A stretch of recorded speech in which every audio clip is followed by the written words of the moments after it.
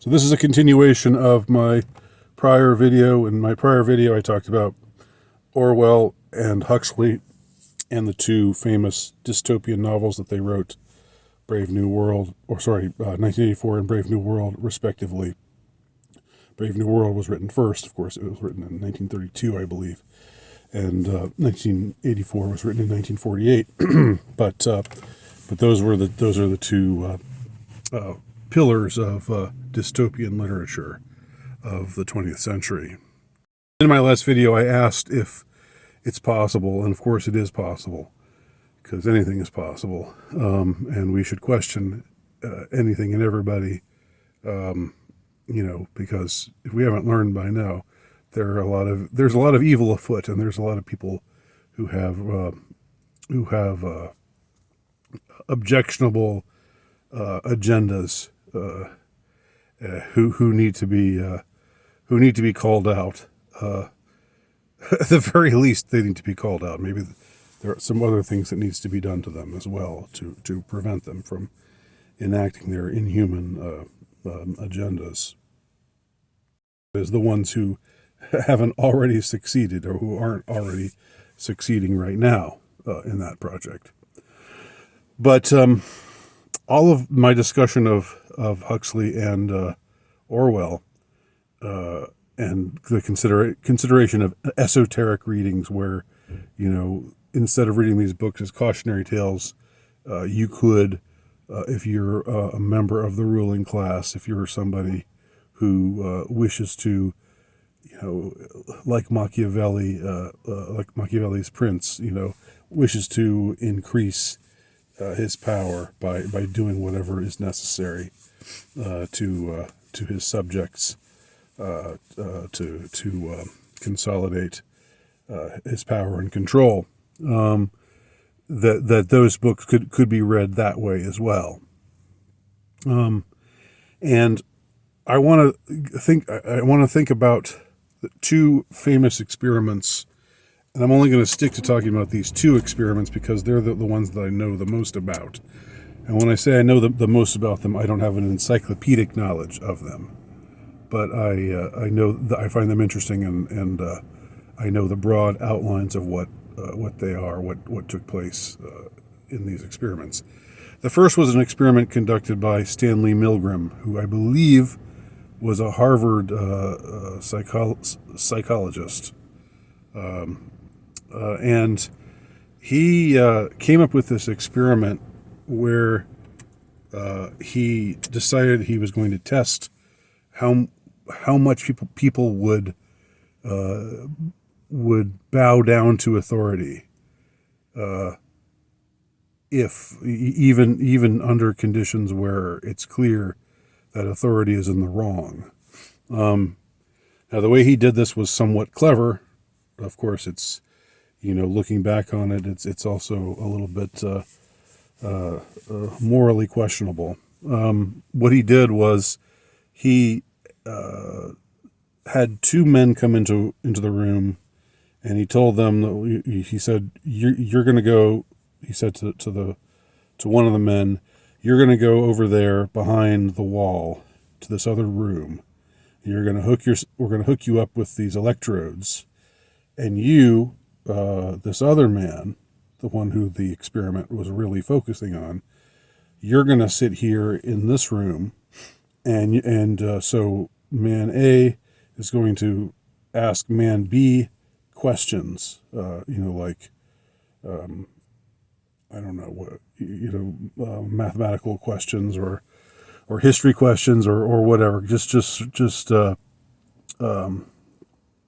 basically like giving him a test to see the extent of his knowledge or something like that. And what was really being tested was to see how long. And I should also say that when the person on the other side didn't answer the question correctly, then the person who was on the side with the doctor, the guy in the lab coat, the authoritative looking man wearing a doctor's lab coat, he would be directed to shock the guy to give him an electric shock. And for every answer that was wrong, he would have to increase the voltage. Now, this was all fiction. The man who went behind the wall, he was another experimenter, in truth.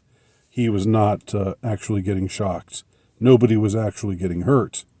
But the point was, the guy who was administering the shocks was thinking all along that he was applying electric shocks to the man on the other side, and thus hurting him in one way or another. And the man would also said, "I have a heart condition. Is that gonna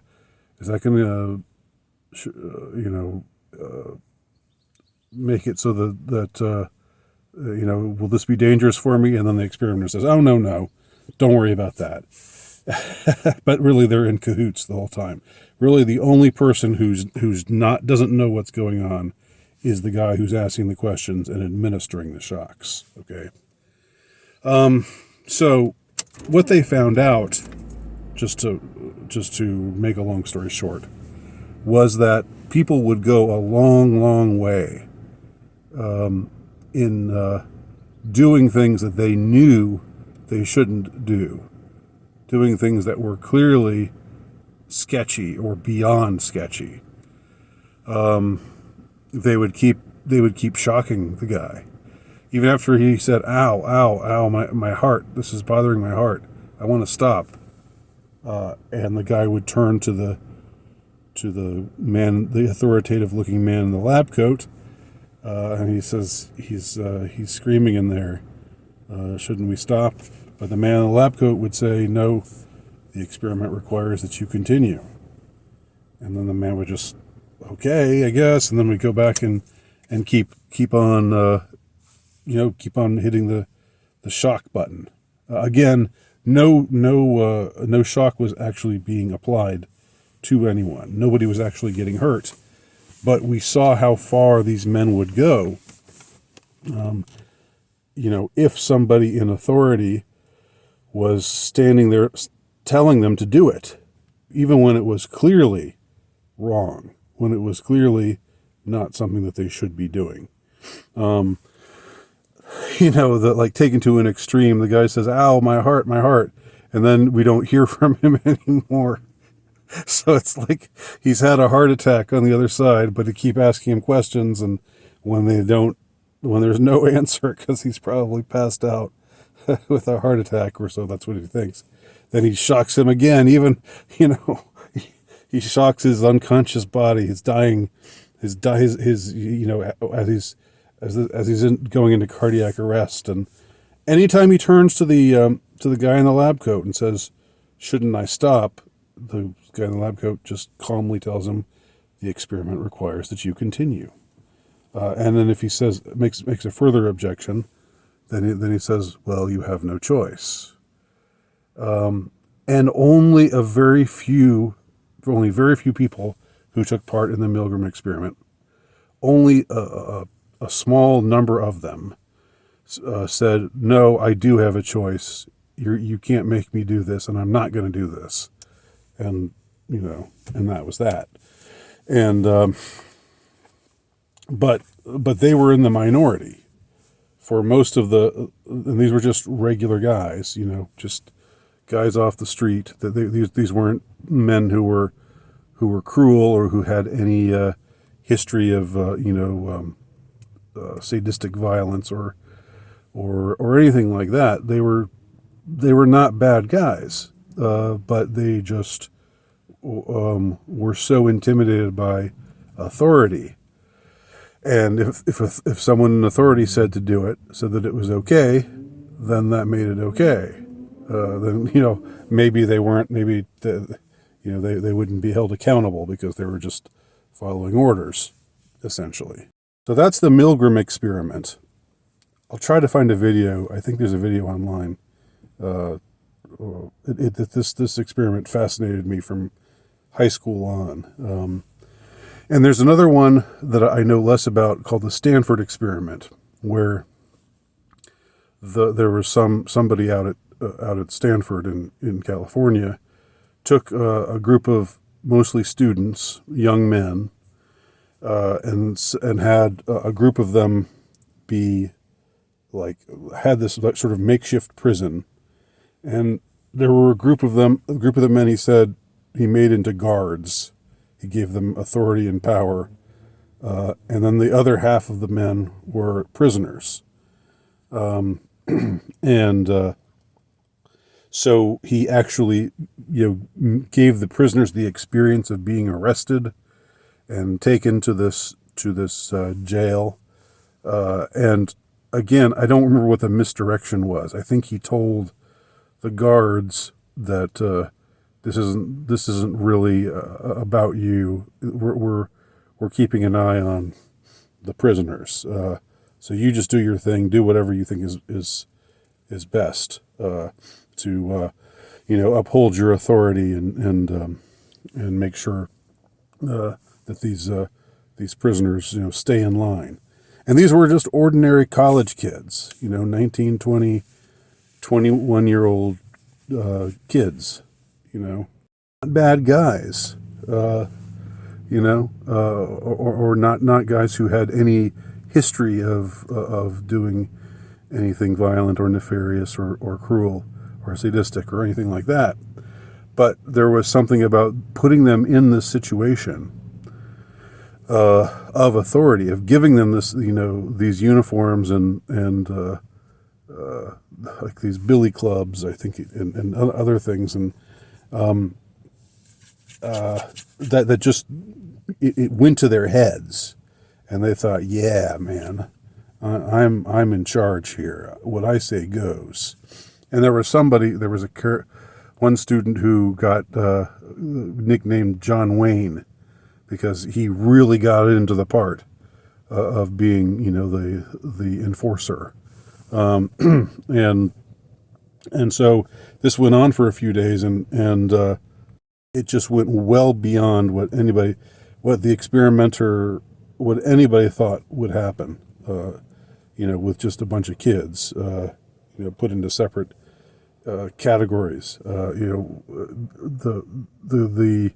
The guards took themselves very seriously and thought they were better than the prisoners, and the prisoners, just were obedient most of the time, and came to see themselves as lowly. They just put up with way more than they needed to, than they should have, than they were required to. And the guards, for their part, got way more gung-ho and way more authoritarian, and they were getting off on it. They dug it. It was fun. So that's the Stanford experiment. Now, here's the thought I want to end with here, because I talked about Orwell's book, and I talked about Huxley's book, and how they could be seen esoterically as blueprints for the kind of world that they're trying to create right now. Because, things have definitely spiraled since that time, as far as legitimate groups, illegitimate entities, illegitimate institutions, assuming a greater degree of power, like Bill Gates, people like the WEF, and Klaus Schwab, and those are the most notorious cases of the kind of people I'm talking about. But we see how what our culture has become over the last, certainly 50, 60, 70 years. Not faintly resemble the world that Huxley and Orwell knew. Here's the thing about these experiments. We think that the Milgram experiment and the Stanford experiment were done in order to, again, as a cautionary tale. They were done in order to get people to be more questioning of authority, to not simply do what they're told if what they're being told to do is something that's clearly wrong, and to not be to not get off on the power and authority of being appointed, the job of some sort of police or guard kind of identity, but to make sure that whatever authority you use properly to stop crime and so forth, that it's applied in a way that doesn't that is not suggestive of corruption, that is not suggestive of an attitude that I am the law and whatever I say goes. And these people we have imprisoned here, they are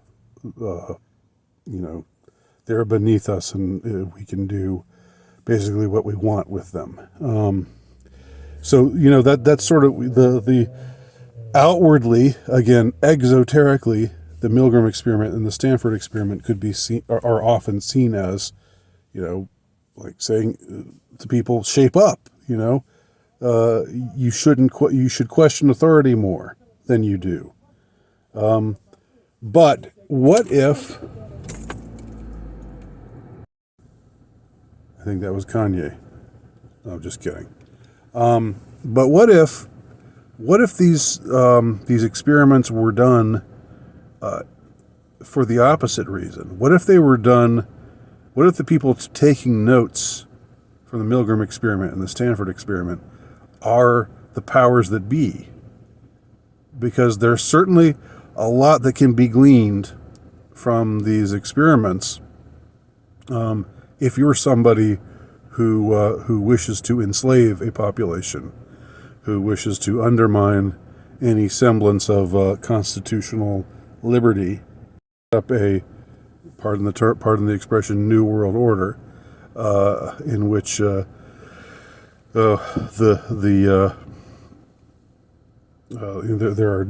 are certain rules for the rulers and certain rules for everybody else, and the rulers have a right to just do whatever they want with the human chattel that they have at their disposal, because because they look down on them, because they're not of the elite, so therefore they're not worthy, so therefore they can be treated any way that they see fit to treat them. And if you don't think that's their mentality, I think you're naive. So my point is, and maybe this is like not such a profound point even at all to make, but it's for some reason something I hadn't thought about prior to recently. Just when I was thinking again about those experiments, and my thought was, well, these guys who conducted these experiments, they're on the right side, and maybe they were, maybe their intentions were good, just like maybe Orwell and Huxley's intentions were good. But nevertheless, it's not hard to see how a person with or a group with extremely nefarious intentions could look at these experiments and say to themselves, boy, there's a lot to learn here about how to keep people controlled, about how to keep people pacified, how to keep people down. There's a lot to learn here about how to project authority and and to intimidate, and to make people do what we tell them to do. No matter how ridiculous or dangerous or idiotic it might be to them or to society in general. And it's hard. This is like a point I think I've probably made before as well. It's hard not to see the last 2 years as like some kind of mass experiment, something on a much wider scale than the Milgram experiment or the Stanford experiment, but something with a very similar aim to test, to see how many people were going to fall for it. We were just going to say, yeah, the authorities said we should do this. They know what they're doing, so let's help them enforce, all all the Dudley Do-Rights, all the citizen, all the Karens, and all of the, the ones the normal civilians who went along with everything, who didn't just do what they were told, but who became who became hateful agitators against those who said to them, "Wait a minute, why do I have to do this? This is silly. This is ridiculous. This doesn't make sense. This doesn't even logically fit together. All these statements that you're making about this supposed crisis just doesn't work." The people would get agitated, would assume the same kind of role that the man in the white coat would say. This, you have to do this. The situation requires that you continue. You have no choice. Right? It's hard not to see it that way. So anyway, let me know what you think below. Thanks for watching.